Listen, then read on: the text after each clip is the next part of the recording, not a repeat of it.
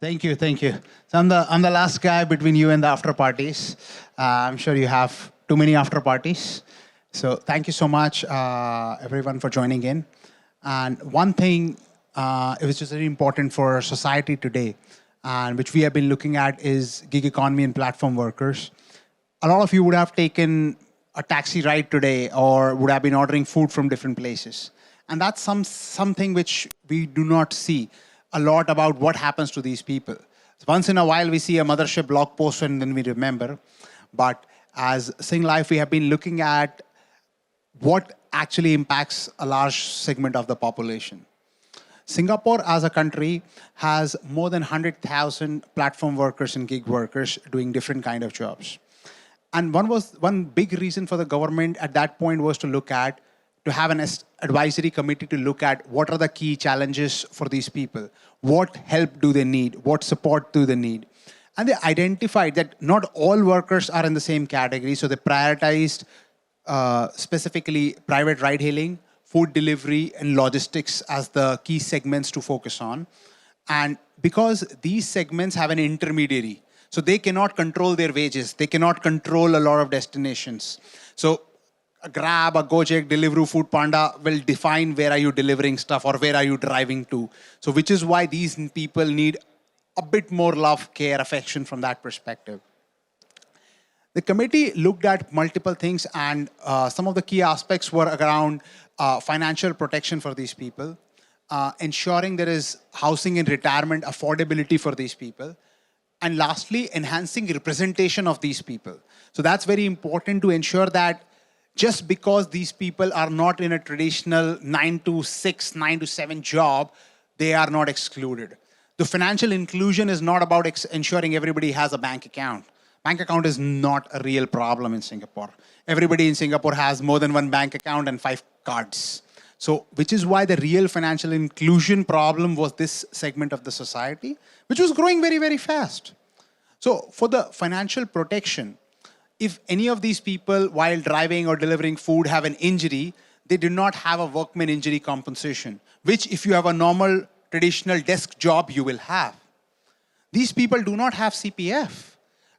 That is a foundation for people, Singaporeans and PRs to be able to afford housing and when they retire. Imagine you have more than 100,000 such people and their family members are also dependent on them. So you have 500,000 people in a country with 3.6 million local population. That's the amount of population whose retirement safety net does not exist. So that was the other key thing to look at. And the last one was around representation, around how they can be weaved into the existing worker benefits solutions or platforms to work on. And as we look at globally, that the advisory committee has drafted this, there are some regulations coming on. And we felt that the regulations will come, things will happen there, but what can we do as an industry ourselves? What can we do to start ahead? Can we, and we come from that culture that if you cannot measure, you cannot fix it. So it was very important to look at how do we measure what's the gap? What is needed to address this gap? And we set out to figure out and research and analyze this. The way we looked at is there are broadly 4 pillars for ensuring financial freedom for this vulnerable segment of the society. There is financial, which is about financial stability. How do you have access to those resources? There is professional, because they also want to figure out how to find different jobs, because a lot of them do multiple jobs. So how do you do stuff on that? There is health, which is the physical health, because they do not have a traditional healthcare benefits plan from their employer. Because if they have a hospitalization, they have an injury, that nothing is covered from that perspective. And imagine, it's as simple. They have a flu, they have a cold, they have a cough. If they have a hospitalization, probably their shield comes in. But if you have a minor flu, minor dengue, nobody covers you. And the last one is mental health, because there is uncertainty. You do not know how much are you going to earn today. You do not know your working hours. You do not know is there going to be surge pricing or not. Suddenly a concert happens somewhere and you are in the east side of the town and all the stuff is happening on the west side of the town. So how do you look at that? And that's something we're looking at building and rolling it out over next year. We've already started to work with some of the partners. We're working in establishing some of these foundational products. So financial planning, as somebody who has financial advisors, somebody who has multiple brokerage houses, we are ourselves developing a lot of that. For physical health, we're working with Doctor Anywhere, one of our key partners, where we're driving clear new solutions where they can have embedded accident plan, accident offering, accident benefit plans in subscription plans with them. We'll be rolling that out over the next few months in the coming year, which are focused on these segments because they can't access it otherwise. They're not even able to access the resources any small corporate employee can have. Mental health, we're working with another partner to look at how they can access counseling services. Not the extreme therapy end yet, but how to counseling, the nervousness, the anxiety. These people deserve these solutions also from that perspective. So that is where we're looking at from that perspective. And for the professional solidity, what we are looking at is how they have in-between jobs, how they want some short-term gigs. So we're working with a job platform to look at how do we help some of these segments who are coming back to the society. So how returning mothers are coming back to society. They may not want a full-time, they want something which is only 9 to 3 or 9 to 4 from that perspective. So how do we work with a job platform to showcase, have a section specifically to showcase this? So the way we look at is our vision for platform workers and gig workers is beyond just a product. It is an end-to-end solution for this vulnerable section of our society. And as we look at enabling this, it's important to help them understand like why it is important for you, why it is important for you to think about money. And we'll show you later some statistics about why retirement planning and stuff and where are they in their life stages for discussing that.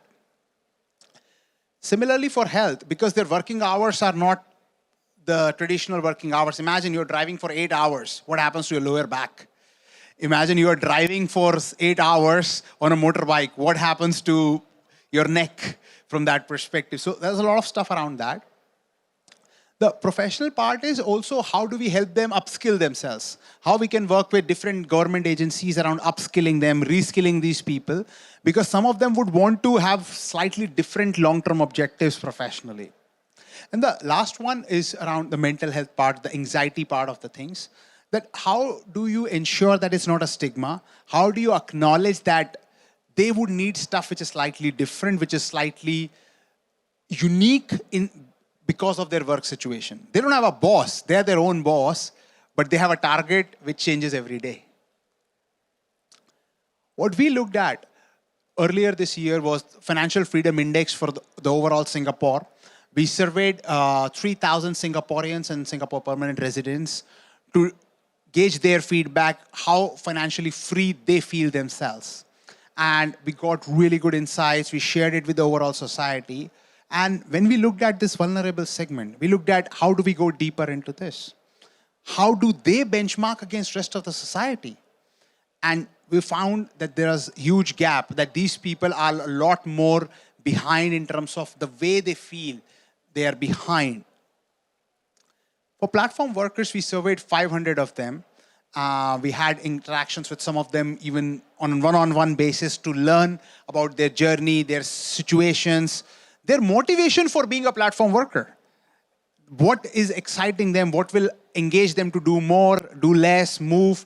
All of that, we did spend a lot of time, energy on that.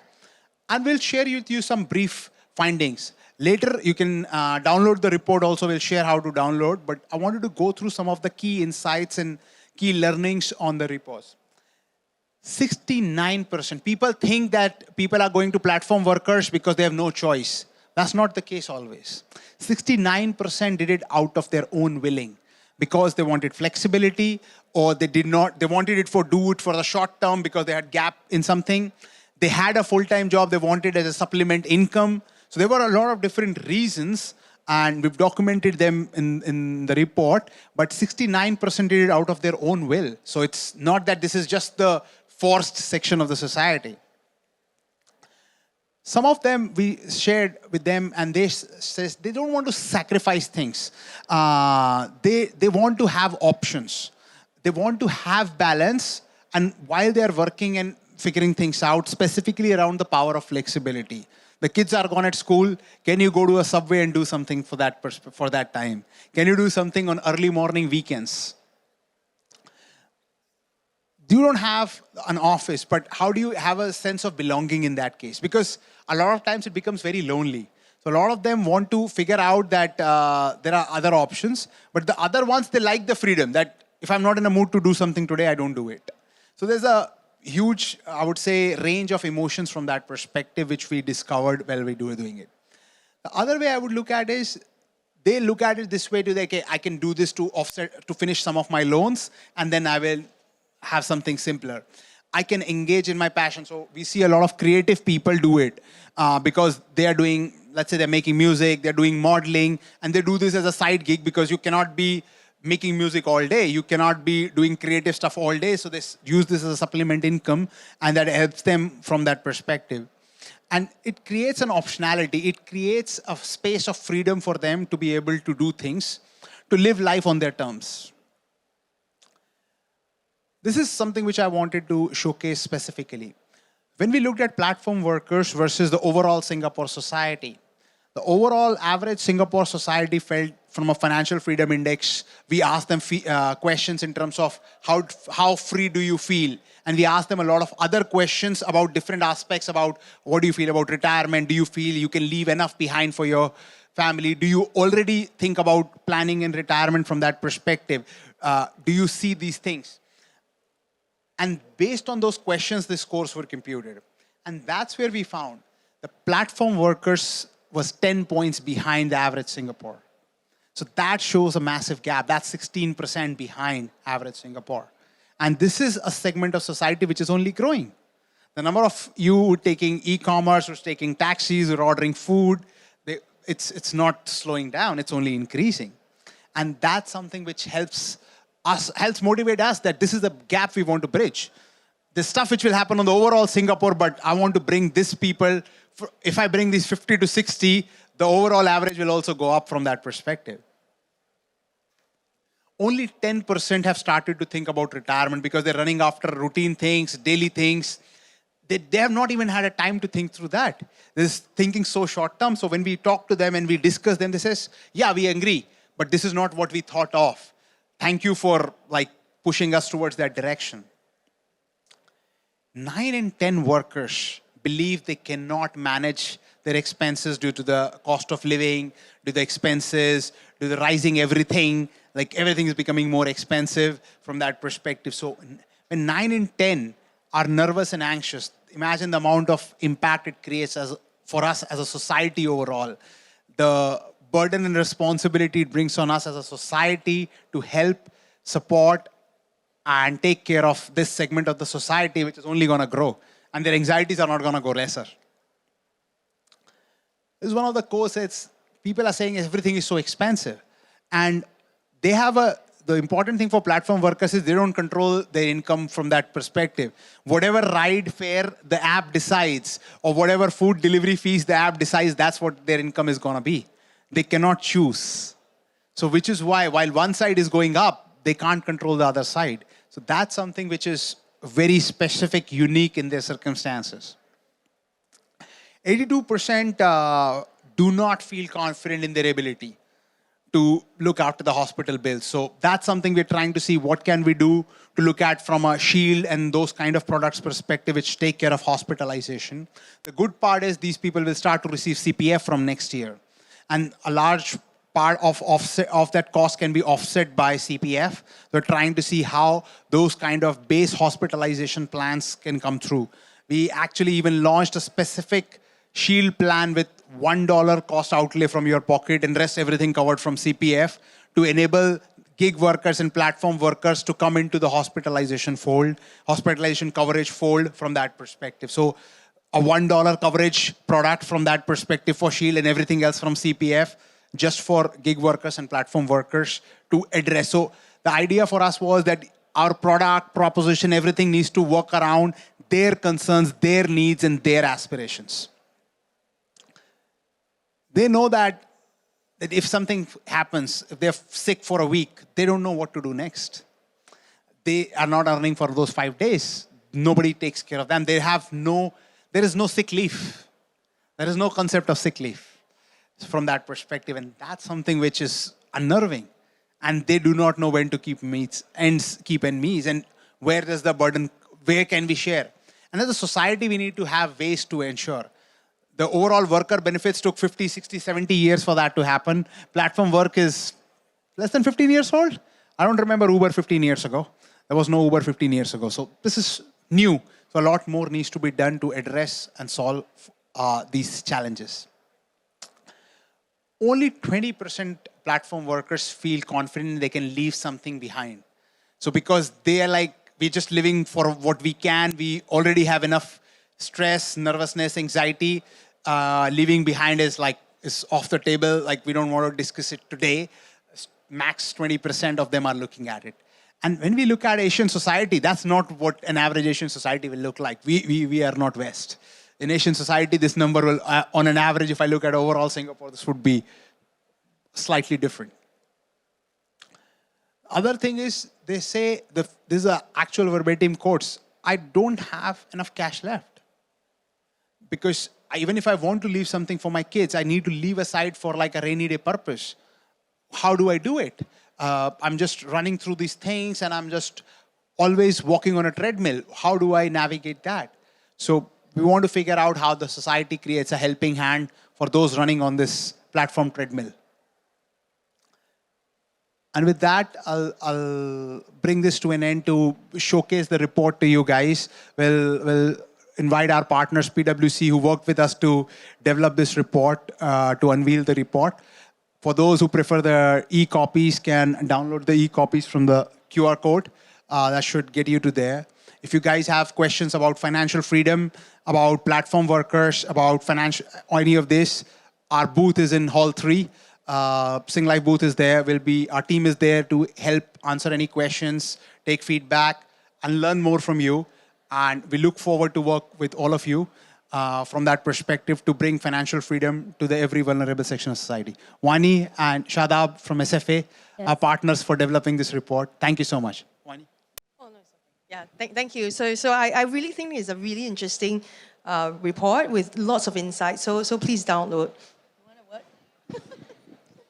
Just what she said. Let's do that. It's a very important report. I have read through some of the executive summary. I think it's a report that really touches on a very pertinent problem at this point of time. So I'm glad that we partnered with Singlife took the baton, but PwC partnered, and we've also had a very small role to play with it. So thank you. Thanks a lot. Encouraging everyone to download the report. Extremely valuable insight, lots of data. Feel free to speak to Varun if you need more information.